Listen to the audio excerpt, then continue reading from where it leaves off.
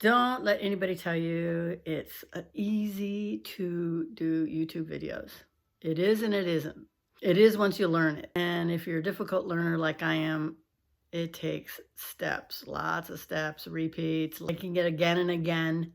The reason I bring this up is because I just reviewed two tapes, that I did on talking about our glow and how when I was younger, I didn't really understand or appreciate that beauty within me that people saw that I never saw until now. I see it and I think this is cool.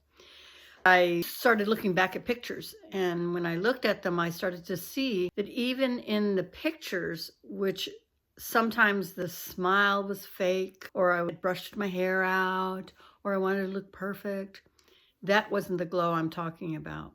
That inside those pictures and inside those views, I could see who I was, and that glow being held very tenderly small, but it was there.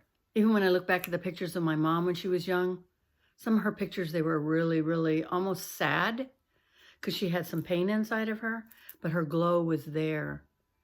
And it didn't show up really and beautifully until she was in her 70s and 80s before she passed. So I wanted to look at more pictures, and I looked at more pictures and I started to see that glow. And what I want you to know and what I challenge you to do is, if you feel like you have nothing to offer, or, maybe you're not a YouTuber, or maybe nobody wants to hear your story, go back and look at your pictures and look at the pictures that you were happy in and the ones you weren't happy in. And the ones you weren't happy in have the most importance to today, because you managed to get through whatever that was and become who you are today. I ask that you honor who you are today because of who you were back then, all the stuff we went through. You couldn't get to where we are today, and that feeling of contentment that is available to every one of us if we hadn't gone through that.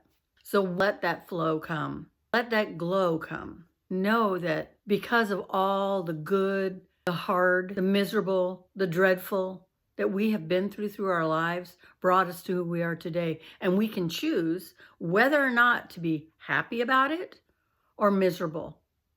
And when you see somebody out there that is miserable at our age, you know that they are not looking for, or have not consciously become aware of, the good stuff. Literally. I can remember asking a girl one time, she was really angry at her dad. And I had remember hearing stories about when she was a little kid and some of the things that he used to take them on, like he'd take them traveling and hiking and fun stuff. And I said to her, do you remember anything good about your life with him?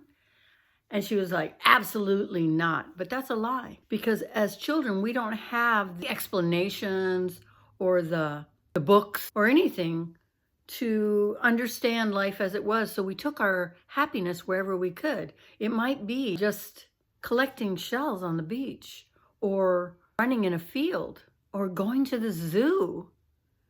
I mean, we did stuff.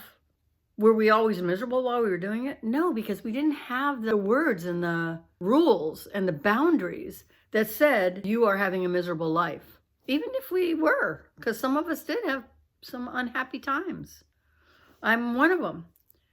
But I also know that during those uncomfortable, unhappy, cruel moments in my life, right around the corner was the opportunity to live in the Caribbean and go out on a boat and jump overboard and swim into shore. We had all these moments of fun, and then we had these miserable moments at home and in the cruelty of our families, or whatever story we have to tell ourselves. So look back at your pictures today and